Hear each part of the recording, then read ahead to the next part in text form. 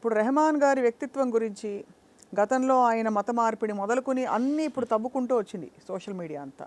అవును.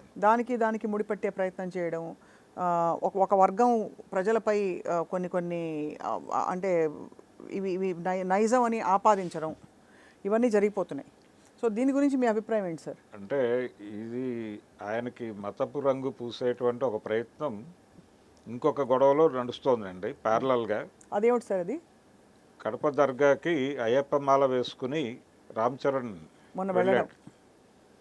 అయ్యప్ప మాల వేసుకుని దర్గాకు వెళ్ళొచ్చా అనే దాని మీద ఒక ధర్మమీమాంస చర్చ జరుగుతోంది బయట. అవును, అవును. అయితే వెళ్ళటం వలన తప్పేమీ లేదు అనేది నా పర్సనల్ ఒపీనియన్. అంటే జనరల్గా ఏ మతం అయినా సరే పక్క మతాన్ని తిడితే ఎంజాయ్ చేయాలని అనుకోదు, రెస్పెక్ట్ చేయాలనే చెప్తుంది. అవును. కాబట్టి అతను వెళ్ళి రెస్పెక్ట్ చేశాడు అక్కడ. అంటే ఆ మతం తాలూకా పండగలను వీళ్ళ పండగలను వాళ్ళు సెలబ్రేట్ చేసుకునే ఒక పరిస్థితి ఉంటే సమాజంలో చక్కటి వాతావరణం ఉంటుంది అని చాలామంది చెప్పారు. అవును. ఆ వాతావరణం కొరవడింది ఇప్పుడు. ఈ కొరవడిన సందర్భంలో అతను వెళ్ళి ఆ దర్గాలో ఉండటం మాత్రమే కాకుండా బయటకు వచ్చి ఒక మాట అన్నాడు రామ్ చరణ్.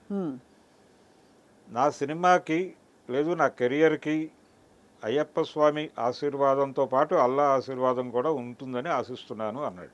అవును. పాపం పవన్ కళ్యాణ్ గారు ఎంత నొచ్చుకుని ఉంటారో. ఈ మధ్య ఆయన సనాతన ధర్మం అని చాలా అగ్రెసివ్గాను ముందరికెళ్తున్న సమయంలో పైగా అందరి తరఫున ఆయనే ఒక దీక్ష చేపట్టడం, ప్రాయశ్చిత్త దీక్ష అని.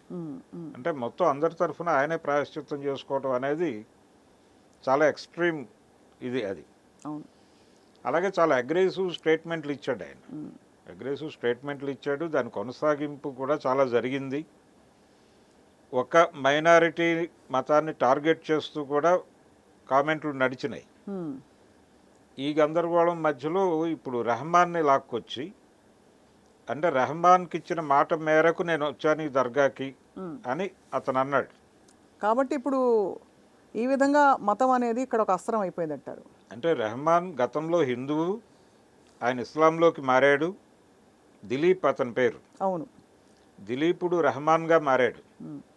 ఆయన తండ్రి గారు శేఖర్, ఆయన ఆర్కెస్ట్రా కండక్టర్. అవును. ఈ కుటుంబం మొత్తం ఇస్లాంలోకి మారింది కాబట్టి అతను రామ్ చరణ్ని కూడా ఏదో చేయబోతున్నాడు అన్న టోన్లో ఒక ప్రచారం జరిగిపోతుంది బయట. నిజానికి రామ్ చరణ్ కాబట్టి అది పెద్ద స్థాయిలో డిస్ప్యూట్ కాలేదు, కానీ ఇంకొకళ్ళు అయితే ఇంకో లెవెల్లో వెళ్ళేది అది. అవును. కానీ రెహమాన్ టార్గెట్ అవుతున్నాడు. అదే టైంలో కరెక్ట్గా వివాదం నడుస్తుండగా ఇది జరగటం, వీళ్ళు రెస్పెక్ట్ చేయరు. పైగా పెళ్ళి అనే దాని మీద వీళ్ళకి ఏమాత్రము గౌరవం ఉండదు.